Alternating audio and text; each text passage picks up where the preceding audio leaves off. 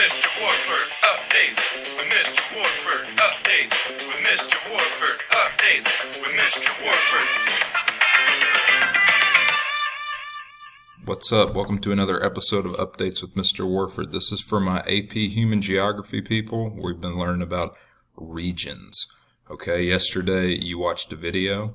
You read a PDF file and an article about different types of regions, and you read some Google slides about regions. We're going to go over those practice questions that I gave you yesterday. There were a total of 3, just some low stakes practice questions, but we're going to review them together. Hopefully you jotted them down on a scrap sheet of paper somewhere, or you typed them and had them in Google Docs somewhere. We're going to go over them to see if we're on the same wavelength here. So region.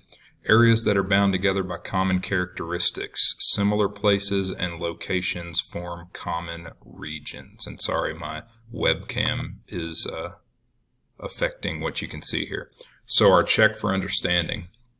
The 3 different questions that I gave you, or I wanted you to identify the type of region for a bus route, a type of region that will describe Arabic speakers in Egypt, and then C, the country versus the city in a particular county in Kentucky.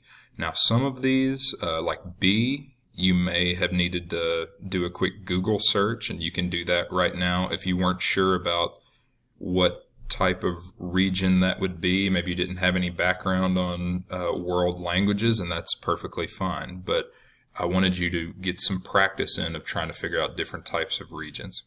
So A, bus route. A, the answer would be functional. Okay, remember functional, it's also called nodal because a node is like a hub of where something's going on. So a functional region is where a hub of activity is happening, and then that activity dissipates or lessens the farther you get away from the center or the node. So a bus route, you have bus stops, and you have areas where buses are very active, like let's say in more urban areas, cities, different bus routes, different bus stations. And as you dissipate from that, or if you drive further away or out of a city, you're going to see less and less bus stops because you're getting into different types of landscapes, like rural landscapes. So a bus route would be a functional region. And if you look at this picture that we've got here, this is a picture of Australia. And this is a map of vans that would go out into less populated areas of Australia and help either impoverished people or even indigenous communities, native communities that needed certain services like medical care. And you see that all those little dots and lines are where different hubs of activity were happening. So this is another example of a functional region map. All right, number 2. Arabic speakers in Egypt. Notice my map is not of Egypt. This is of Italy, but it's just because I couldn't find the map of Egypt that I wanted. So Arabic speakers in Egypt, that would be a formal region. Remember, a formal region, they have some kind of shared, common, or distinctive characteristic.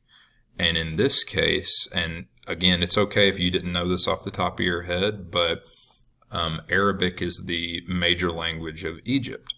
So that would be a formal thing about them. That would be something that binds them together, a characteristic. Now keep in mind, it doesn't mean that that's the only thing that's happening. You saw in your reading where it talked about in the United States, there's a thing called the wheat belt.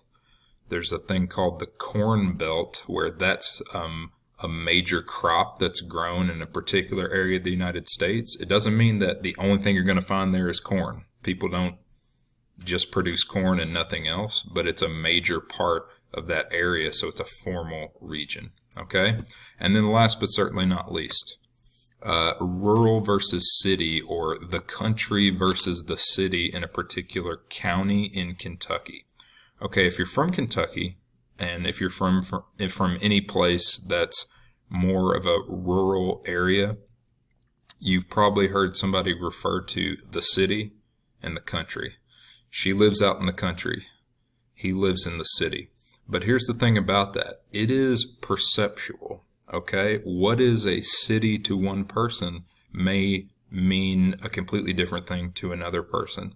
So somebody who grew up in a town of 2,000 may view a bigger town as the biggest city they've ever seen. It's all based on their reality or their perception.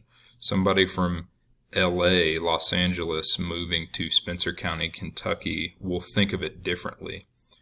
Somebody who's lived in a very urban area that maybe the most land they've ever seen is a public park is going to think rural or country means something different than somebody who's grown up on a 200-acre farm their entire life. So city versus country is very perceptual because there's no defined line. You don't necessarily know this is the country, this is the city. So it's perceptual or vernacular. So hopefully, if you got some of those right, awesome. If you got some of those wrong, that's okay. Just look back over that reading, and as you're reading through the textbook and doing review, make sure that you know the differences between those types of regions. And finally, with the rest of our class time, I want you to be working on vocab and key questions. Doing any textbook reading that you need to do. Remember, make your own schedule for that. I've assigned pages 1 through 17 is going to be our first reading assessment. And then you're just going to read 18 through 34 by the time we get to our Unit 1 exam. So it's up to you to set your schedule on how to do that. I know you're busy. I know this week has probably been kind of stressful getting everything together. But I'm going to give you the rest of the time to work on vocab, textbook reading, check the course description for studying, make sure all your assignments for my class for this week are turned in. If you've got any questions, email me. Have a good weekend. Peace.